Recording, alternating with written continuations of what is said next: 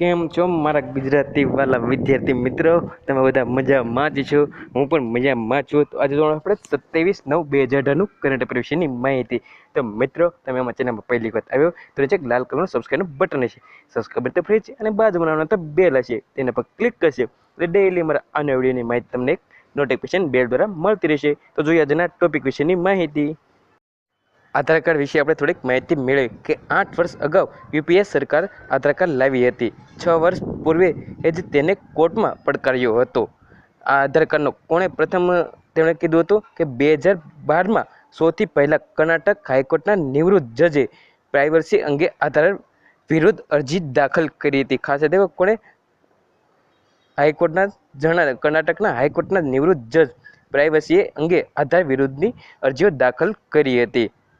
જ્યારે આ અગાઉ 8 વર્ષ પહેલાં તેમણે અધૂરી કહાની આપેલી છે કે આધાર બીજો કેસ જેની સુનાવણી સૌથી વધુ 38 દિવસ ચાલી તે કેશવાનંદ ભારતી મામલે 68 દિવસ સુનાવણી ચાલી હતી. કેશવાનંદ ભારતીનો જે કેસ હતો તેમાં 68 દિવસ ચાલી હતી.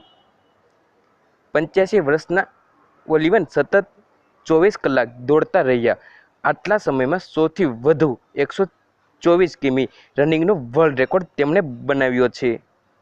બ્રિટનના અલ્ટ્રા રનર જેફ ઓલિવન 65 વર્ષની વયે પહેલો વર્લ્ડ રેકોર્ડ બનાવ્યો હતો. કેટલામાં? પહેલો વર્લ્ડ રેકોર્ડ ક્યારે બધો? 65 વર્ષની વયે તેમણે પહેલો વર્લ્ડ રેકોર્ડ બનાવ્યો હતો.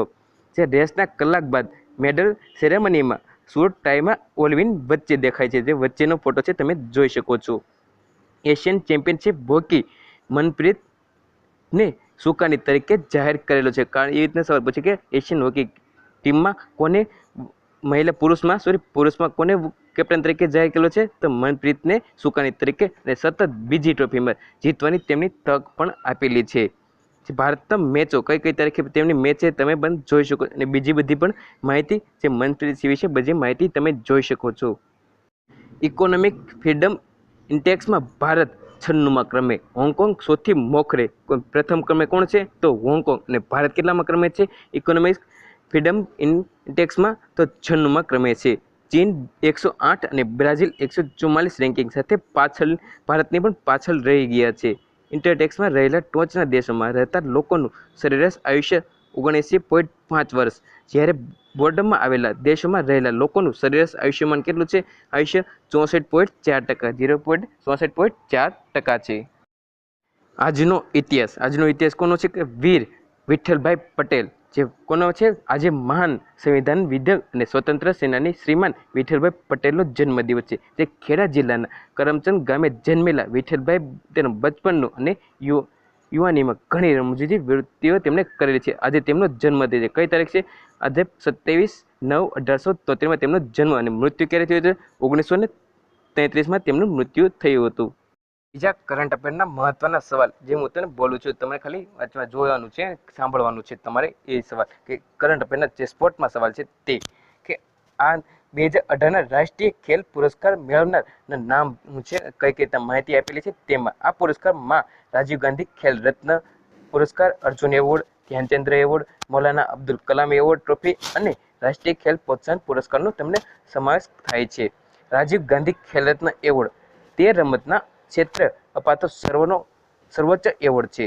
તેમાં 7.50 લાખની રકમ અપાય છે. કે 7.50 લાખની તેની રકમ અપાય છે. 1991થી અપાય છે. ક્યારથી? 1991થી તેમની શરૂઆત થઈ છે.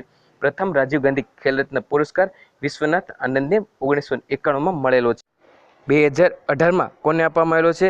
તો મીરાબાઈ ચાનુને આપેલો છે. વેઇટિંગ લિફ્ટિંગમાં તે ખેલાડી છે. જ્યારે શ્રી ક્રિકેટર વિરાટ કોહલીને આપવામાં આવેલો છે. તે ક્રિકેટનો ખેલાડી છે. જ્યારે હવે દ્રોણાચાર્ય એવોર્ડ માટે આપણે જોઈએ કે આ એવોર્ડ 1985 અપાય છે. દ્રોણાચાર્ય એવોર્ડ ક્યારથી અપાય છે? 1985. તે મુખ્યત્વે વિવિધ રમતવીરોના પ્રતિષ્ઠાને તેમને આપવામાં આવે છે. વર્ષ 2018માં દ્રોણાચાર્ય એવોર્ડની પુરસ્કાર પ્રભાસિયા કોણ છે તેના આપણે નામ જોઈએ કે દ્રોણાચાર્ય એવોર્ડ મેળવનાર કોણ કોણ છે? તો સુબેદાર ચેનાનંદજી કુટુંબ જે બોક્સિંગના કોચ છે. શ્રી વિજય ચમ્મા જે વેઇટિંગ લિફ્ટમાં, શ્રી એરવિન નિવાસ રાવ પટેલ ટેબલ ટેનિસના, સુખવંદેવ સિંહ પન્ના એથ્લેટિકમાં, ફ્લેન્સિંગ hockey life time, Tarak Sinha cricketer life time, Jeevan Kumar Sharma judo જે લાઈફ ટાઈમ અને શ્રી આરબી એથ્લેટિકમાં લાઈફ ટાઈમ. તેમને બધાને આ એવોર્ડ મળેલા છે. ધ્યાનચંદ એવોર્ડ વિશે આપણે માહિતી મળી.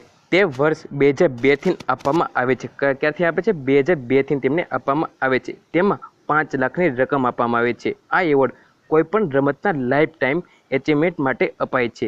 વર્ષ 2018ના ધ્યાનચંદ એવોર્ડ વિજેતા કેટલા છે? 4 છે. કોને અપાય છે?